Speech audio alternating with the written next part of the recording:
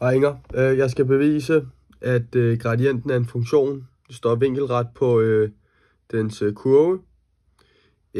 Og det vil jeg simpelthen gøre nu så. En kurve har en funktion f xy og xy parentes, hvor funktionen har en konstant, som er c.